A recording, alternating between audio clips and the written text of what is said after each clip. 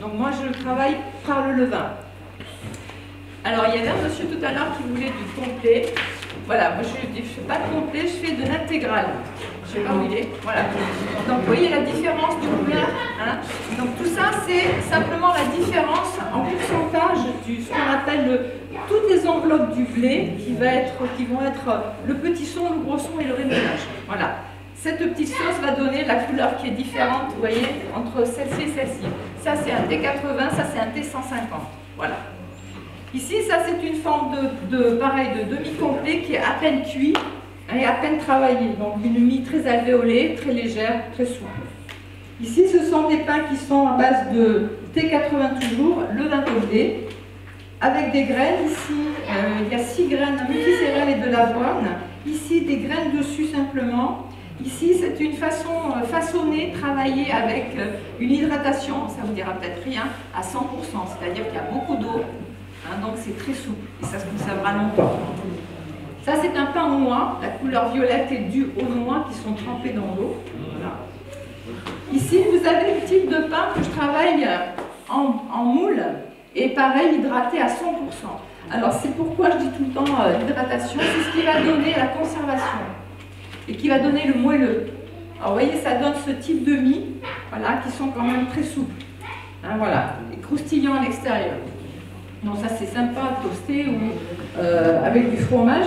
Ici vous avez un pain aux fruits, voilà, toujours en moule parce que beaucoup hydraté. Un pain, alors jaune ça attire l'œil, c'est au curcuma. Je râpe une racine de curcuma avec du curcuma en poudre que je vais faire mariner avec des raisins de sultamine, des graines de tournesol, de l'huile d'olive et de l'eau tiède et du poivre qui vont exhaler. Ici, on est sur une base de seigle.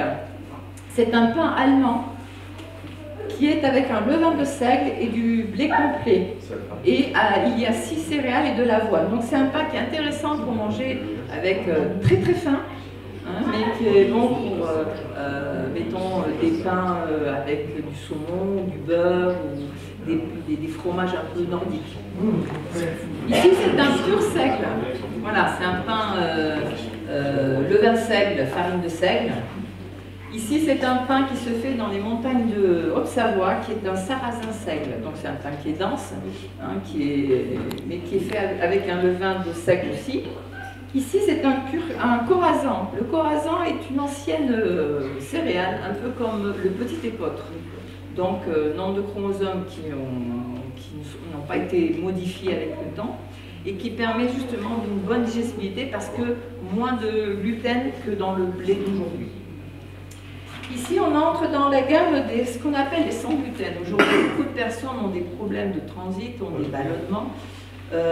Parce qu'il y a du gluten de partout rajouté, ce qui fait que quand on mange un peu de pain ou qu'on mange même simplement une tranche de jambon, le jambon carré, vous savez, et pour le rendre très appétant, on a du gluten dedans. Voilà, le gluten permet de donner de la forme, du volume. Donc ici, on est sur des bases de farine de châtaigne, riz et sarrasin. Levain de riz et levure sans gluten. Voilà, donc ce sont des pains qui sont quand même très souples, hein, vous regarderez, intéressant en bouche, qui colle un peu, non là c'est hydraté à 100%, c'est-à-dire que je mets autant de farine que d'eau. Ici c'est un pur sarrasin, le sarrasin on aime, on n'aime pas, il y a des adeptes, hein, c'est pareil, c'est un sans gluten, mais bon, il est moelleux. Voilà, il y a l'avantage d'être moelleux. Et ici, on est sur une base de corazan avec des fruits et des graines de chanvre et de chia parce que hyperprotéiné. Le corazan est une céréale qui permet d'avoir beaucoup de protéines, donc très très active quand je fais mes levains en termes de sucre.